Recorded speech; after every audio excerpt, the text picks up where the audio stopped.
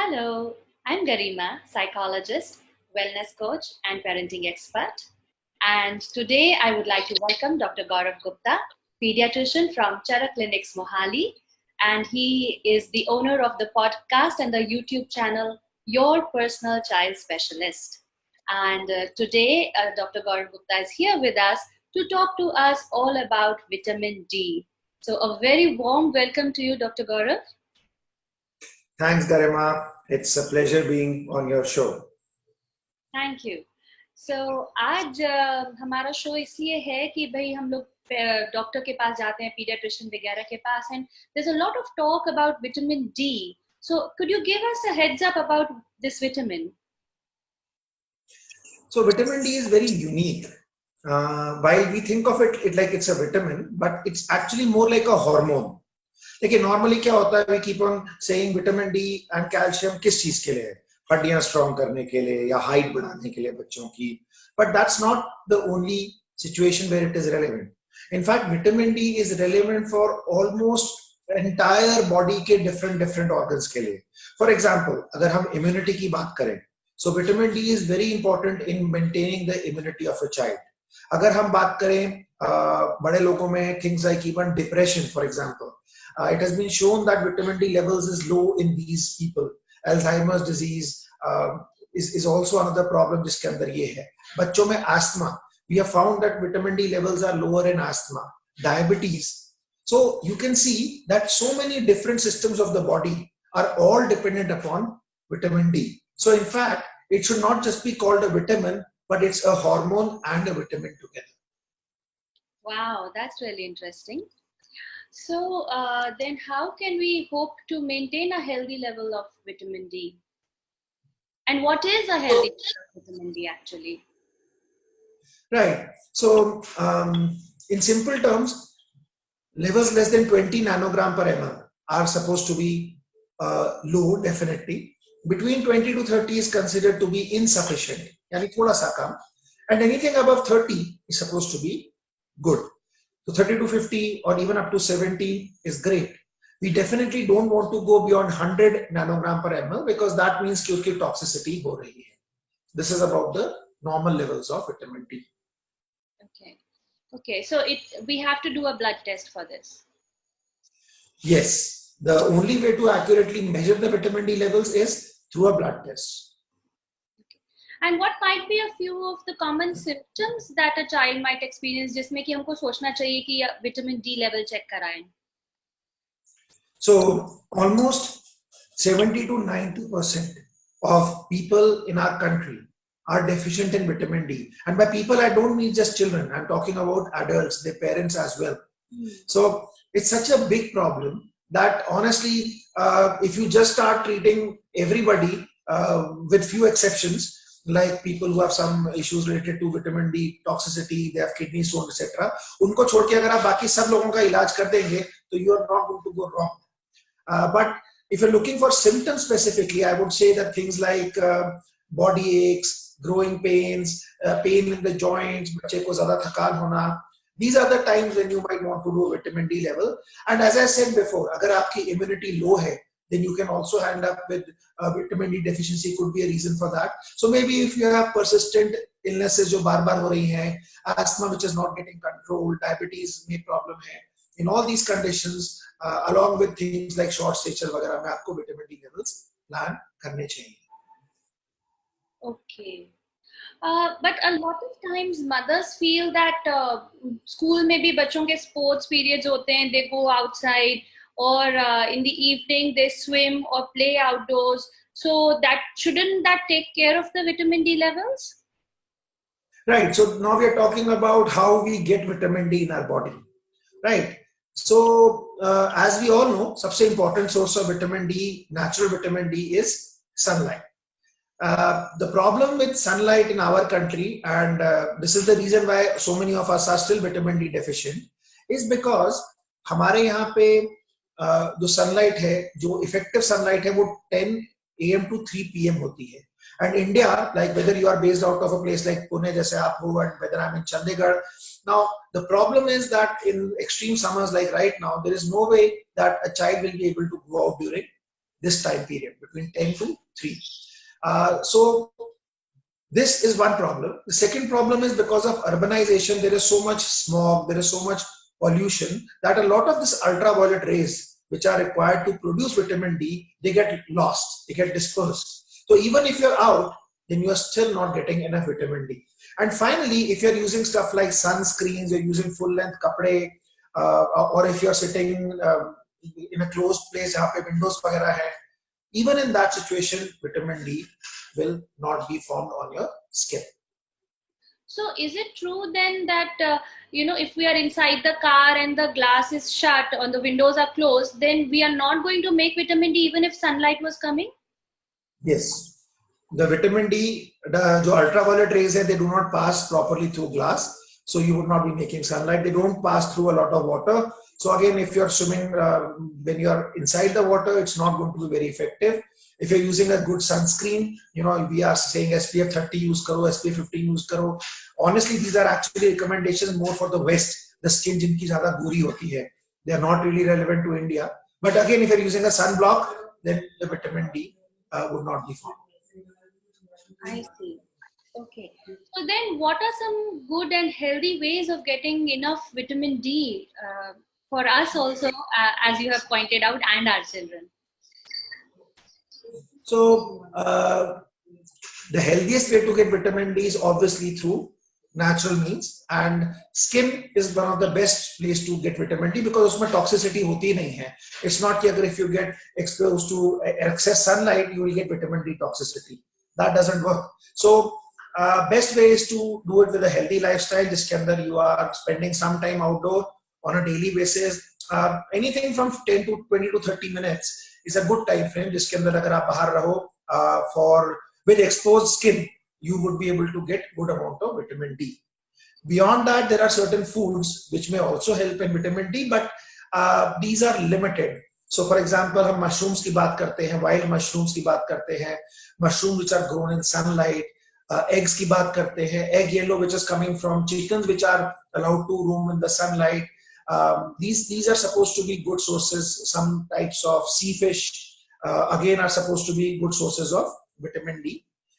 In the West, fortified food is a big part of vitamin D. So they have fortified cereals, they have fortified milk, they have fortified curd and yogurt. Soya milk is fortified. So all of these are also good sources of vitamin D. In India, it's a little less, but we are catching up, and vitamin D fortified cereals and foods are now available. Okay. So you were talking about toxicity. So what is the vitamin D toxicity all about? All fat soluble vitamins. So A, D, E and K, these are fat soluble vitamins. और ये सारे जो vitamins हैं, इनकी अगर हम extra dose अंदर ले लेंगे, they can produce toxicity because they are stored in the body. Unlike this, we have certain water soluble vitamins like B complex, C, E, B complex and C and K, and these are not stored inside the body. ये अगर हम ज़्यादा लेते हैं, they are straight away excreted generally in the urine. So अगर आप vitamin D ज़्यादा लेंगे, you will end up with toxicity, and that is one reason why monitoring of vitamin D levels is required if you are taking a lot of this supplement. Okay. So I understand that vitamin D is really important. It's not only like a vitamin, also like a hormone, and that we need to keep a track of our levels and ideally get an active lifestyle. But then एक simple way में आप मुझे बताइए कि like now knowing this, what should be my next step for vitamin D, like health for my whole family? So I would suggest that if possible, vitamin D level किसी ना किसी का तो होना चाहिए family के अंदर, because I always tell parents that अगर बच्चे का vitamin D कम है, because it's a lifestyle thing, most likely आप लोगों का भी कम होगा. Right. So it's a slightly expensive test, anywhere from 1,000 to 2,000 rupees. So maybe everybody doesn't need to get it done. As we said that 70 to 90% हमारे population तो already deficient है. But if we can get it done for at least 1%, we can start from there.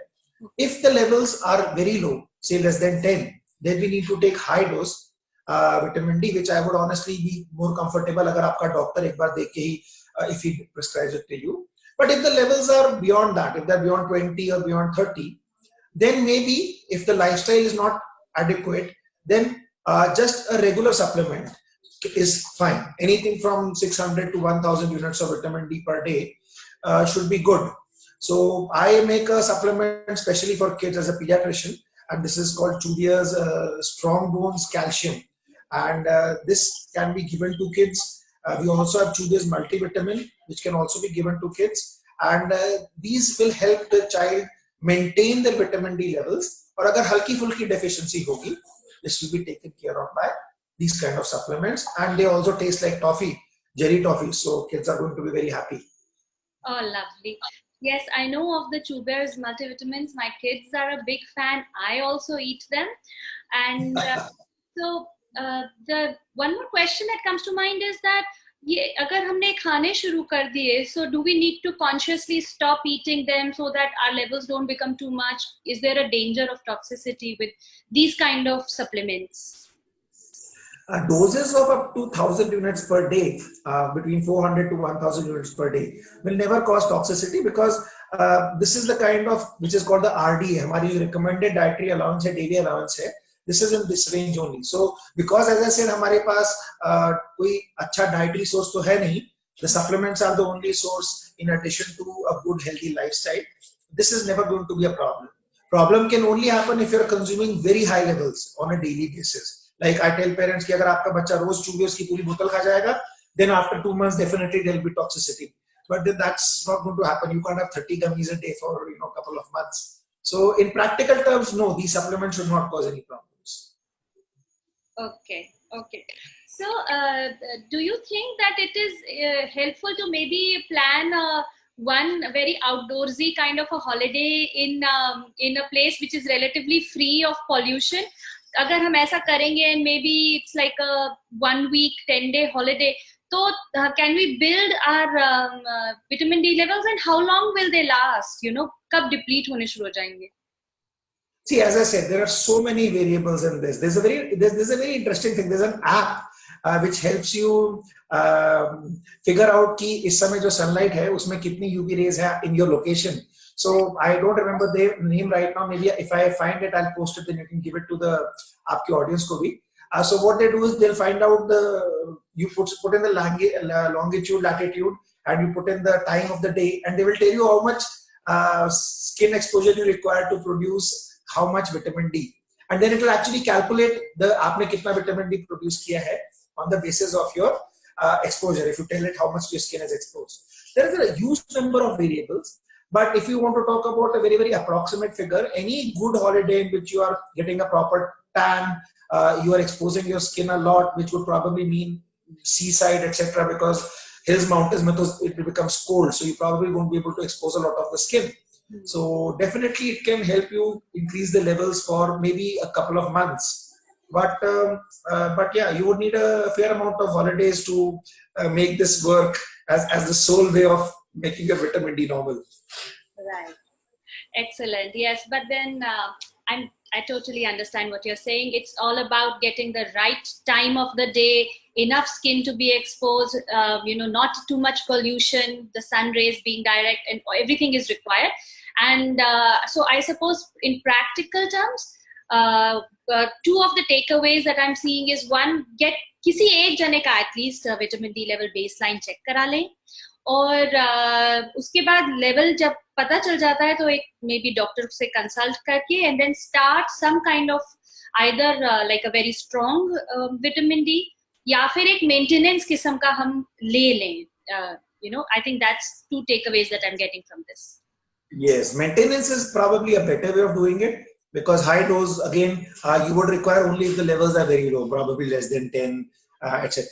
And of course, along with vitamin D, if your levels are low, you also need to add calcium to your diet. So like for example, अगर हम Chubers strong bones की बात भी करें या कोई अच्छे supplements की बात करें, they always have calcium and phosphorus in addition to the vitamin D, because vitamin D will help with the absorption of calcium and it will make the bones strong also. So you need to do that if you are having significant amount of deficiencies. Excellent. I know you're very busy, but I just had one last question before we wind up. Does vitamin D have any role in the cognitive functions? यानी कि कितना बच्चा concentrate कर पाता है, उसमें भी कोई role है क्या vitamin D का? I'm not aware of this role in kids specifically, but definitely in elderly patients. If you talk about senile dementias and if you talk about Alzheimer's, there have been studies which have shown that in these conditions, the brain ka jo cognition hai, that is definitely impacted by vitamin D deficiencies. I'll have to read up about kids if that is really an issue with vitamin D. There are other vitamins and other minerals like iron, for example, which are definitely associated with poor cognition and attention deficit hyperactivity. But for adults, cognition can definitely be an issue. There's so much about vitamin D that we still don't know completely. So it makes sense for us to make sure that our vitamin D levels are as close to normal as possible. Okay, so and by that between 30 to maybe 50 when we get the blood test. That works, yeah. Excellent. Thank you so much for your time. This was a really wonderful, informative talk. And we hope कि आप आते रहेंगे हमारे इस channel के ऊपर and you'll keep updating us. So people, you can always head over to Dr. Gaurav's own channel. It's on YouTube as well as a podcast, and it's called Your Personal Child Specialist. It was a real pleasure, Garima. Thanks for having me, and I'll definitely be on your show again. Thank you.